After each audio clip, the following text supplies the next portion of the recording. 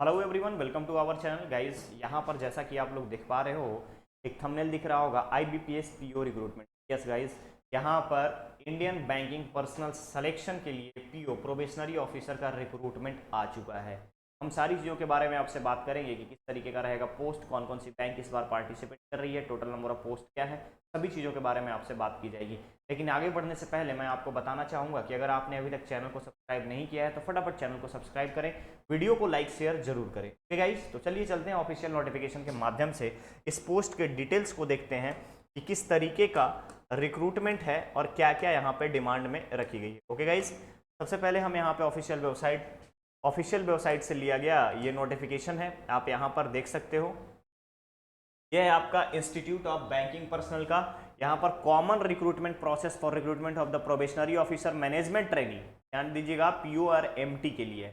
अब सबसे इंपॉर्टेंट आता है कुछ इंफॉर्मेशन के बारे में, याद रखिएगा। यहाँ पर सबसे पहले है यहाँ पे आपका अगर कोई भी क्वेरी हो, कोई भी यहाँ पे आपको कंप्लेन हो तो आप डायरेक्टली यहाँ से crs.ibps.in पर कंप्लेन कर सकते हो। इसके अलावा ऑफिशियल वेबसाइट मेंशन किया गया है www.ibps.in पर। ओके गाइस, चलिए अब आगे बढ़ते हैं, हम देखते हैं क्या क्या यहाँ पर रिक्रूटमेंट होगा, किस तरीके से है, सारी चीजों के बारे में। सबसे पहले आते हैं पार्टिसिपेटिंग बैंक। तो गाइस ध्यान रखिएगा, total number of participating bank यहाँ पर आपके टोटल है 12, ठीक है। 11 आपकी बैंक है यहाँ पर जो पार्टिसिपेट कर रही है इसमें।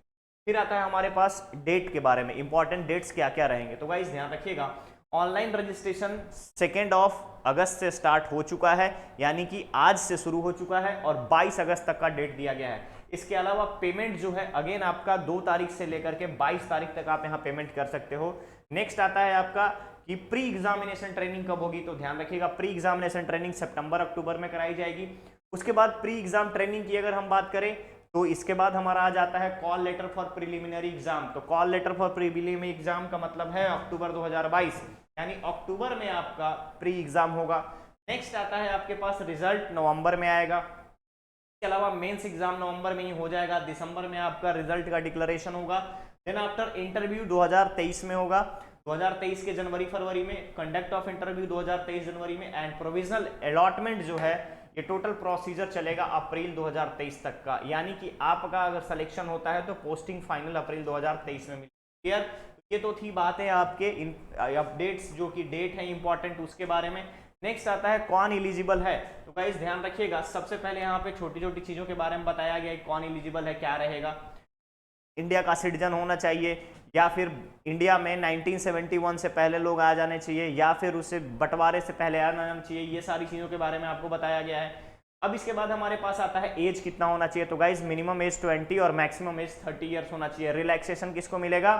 तो ओबीसी को, SC ST को, PWD को, इसके अलावा एक सर्विसमैन को, शॉर्ट सर्विस कमीशन वालों को यहाँ पे 5 ईयर्स का रिलैक्सेशन प्रोवाइड दिया जाएगा, ठीक है।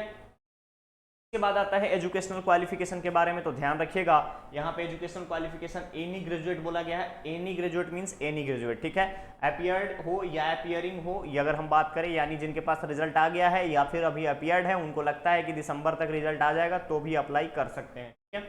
चलिए नेक्स्ट यहाँ पे छोटी छोटी चीजों के बारे में बताया गया है। अब बारी आती है हमारे लिए जो सबसे इंपॉर्टेंट हो जाता है, वो आता है कि किस तरीके से इसका सिलेक्शन प्रोसीजर रहेगा, क्या रहेगा क्राइटेरिया, कैसे सेलेक्ट किए जाएंगे, और एग्जामिनेशन की अगर हम बात करें तो ट्रेनिंग कैसी होगी। तो गाइस ध्यान रखिएगा, प्री एग्जामिनेशन ट्रेनिंग जब कंडक्ट कराया जाएगा तो अलग अलग सिटीज में यहाँ पे सेंटर बनाए गए हैं, सेंटर लिस्ट दिया गया है ये पूरा, आप इसमें से किसी पर भी सेंटर लिस्ट आप डाल सकते हो।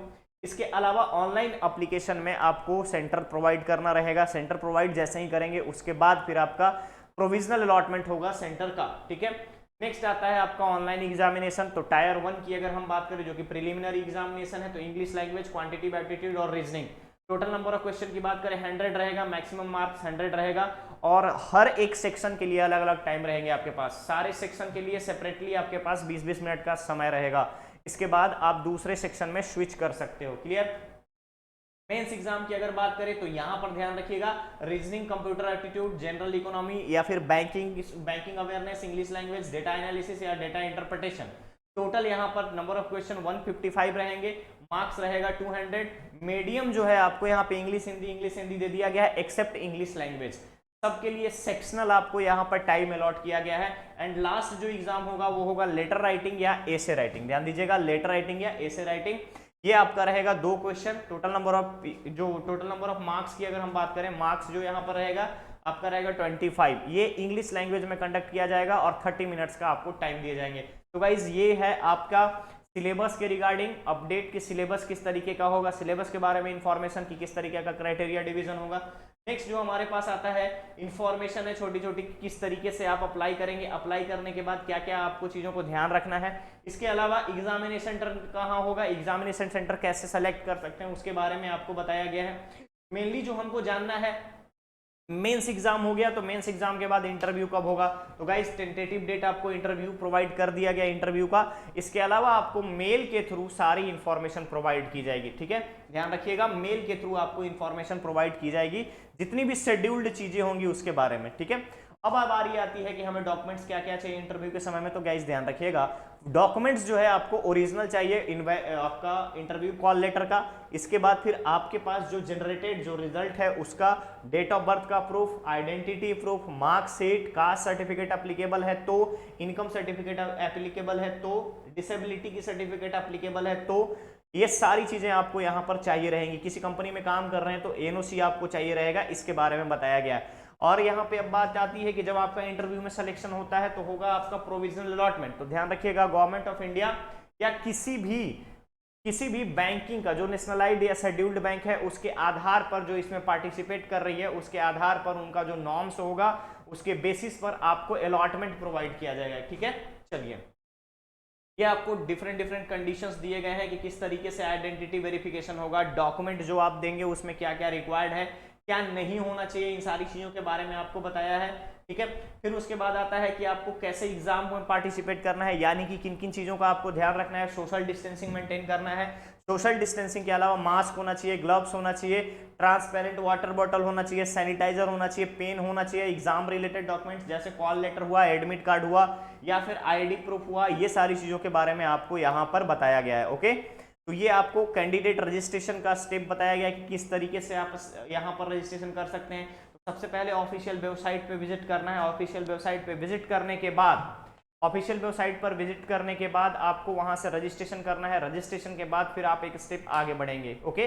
तो ये तो बात हो गई आपकी सारी चीज़ों के बारे में, प्रोसीजर्स वगैरह के बारे में। जैसे ही वीडियो अवेलेबल होगा चैनल पे आपको डिस्क्रिप्शन में सारी चीज़ों के बारे में इंफॉर्मेशन दे दी जाएगी, ऑफिशियल वेबसाइट मेंशन कर दिया जाएगा, ओके गाइस। अब ये बात हम यहाँ तक देख लिए। अब हमारे पास जो सबसे इंपॉर्टेंट चीज़ आती है कि हमारा सीट का डिस्ट्रीब्यूशन कैसा होगा। तो सीट डिस्ट्रीब्यूशन मतलब सारे बैंक जो पार्टिसिपेट कर रहे हैं उसमें कौन कौन से बैंक में कितने कितने पोस्ट हैं कैटेगरी वाइज, इन सारी चीज़ों के बारे में अभी आपको मैं इंफॉर्मेशन देने वाला हूँ, ठीक है। तो चलिए हम वापस चलते हैं, यहाँ से वापस चलते हैं जहाँ पर हम देखेंगे कि किस तरीके का आपको यहाँ पर अलग अलग सभी की अगर हम देखते हैं यहाँ पर टोटल, ठीक है। ये देखिए, ये आपका पोस्ट डिस्ट्रीब्यूशन है, ठीक है। Institute of banking personal selection का यहाँ पे ये आपका डिस्ट्रीब्यूशन दिखाया गया है। पहला है bank of Baroda, bank of India, bank of Maharashtra, Canara bank, central bank of India, Indian bank, Indian overseas bank, Punjab national bank, Punjab and Sind bank, UCO bank, उसके बाद यूनियन बैंक ऑफ इंडिया। अगर आप देखिएगा तो एससी के लिए, एसटी के लिए, ओबीसी के लिए, ईडब्ल्यूएस के लिए और सभी की अगर हम बात करें तो अलग अलग यहाँ पर आपका यहाँ पे टोटल बताया गया है कि किसमें कितना सीट है। तो गाइस ध्यान रखिएगा, केनरा बैंक में टोटल जो अगर हम बात करें, केनरा बैंक में 2500 पोस्ट है। ध्यान रखिएगा, केनरा बैंक में सबसे ज्यादा पोस्ट है 2500 का। देन आफ्टर आपका यहाँ पर है यूनियन बैंक ऑफ इंडिया में पोस्ट, जिसमें कि आपको 2094 पोस्ट रखे गए। इसके अलावा सब इक्विवेलेंसी है। तो अगर आपको लगता है कि आप यहाँ पर सारे एलिजिबिलिटी क्राइटेरिया को फुलफिल कर रहे हो तो बेशक इसको अप्लाई कीजिएगा गाइस, क्योंकि पोस्ट अच्छा खासा है। सैलरी की अगर हम बात करें तो सैलरी जो है यहाँ पर मिनिमम सैलरी जो रहेगी वो 56,000 की रहेगी।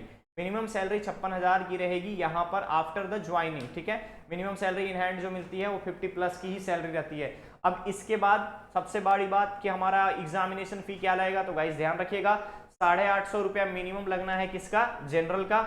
इसके अलावा अलग कैंडिडेट्स को थोड़ा कम पैसे लगेंगे, ठीक है। तो ध्यान रखिएगा। चलिए वापस से चलते हैं ऑफिशियल नोटिफिकेशन पे और हम फिर से ये देखते हैं कि हमारा एग्जामिनेशन फी में कोई एक्सटेंशन है कि नहीं, एक्सेम्पशन है कि नहीं, ठीक है। तो एग्जामिनेशन फी अगर आप अप्लाई करेंगे तो एग्जामिनेशन फी कितना देना है, इन सारी चीज़ों के बारे में, ठीक है। अप्लाई करने के लिए आपको बताया जा रहा है एक एक फी के प्रोसेसेस के बारे में। ध्यान रखिएगा 850 रुपया EWS जनरल और OBC के लिए है, रिमेनिंग कैंडिडेट के लिए ओनली 175, ठीक है, ओनली 175 क्लियर रहेगा। 175 रुपये अदर कैटेगरी एंड 850 रुपये अदर्स के लिए है, ठीक है। Others in the sense unreserved OBC और आपका EWS कैंडिडेट के लिए। ओके गाइस, लास्ट डेट 22 अगस्त, आपको लास्ट डेट का वेट करना नहीं है। मैंने आपको टोटल सीट का डिस्ट्रीब्यूशन बता दिया है, पोस्ट का डिस्ट्रीब्यूशन बता दिया है। ध्यान रखिएगा, आपको अगर आपको इंटरेस्ट है इस जॉब में, आप बैंकिंग की तैयारी कर रहे हैं, PO की प्रिपरेशन कर रहे हैं, तो बेशक अप्लाई कीजिएगा, वो भी आप लास्ट डेट से पहले। ओके गाइस, मिलते हैं हम बहुत ही जल्द एक नए अपडेट के साथ। बने रहिए हमारे चैनल पर, वीडियो को लाइक शेयर जरूर करें, साथ ही साथ चैनल को सब्सक्राइब कर लें, जिससे कि आपको सारे इंफॉर्मेशन ऑन टाइम मिल सके। Thank you so much.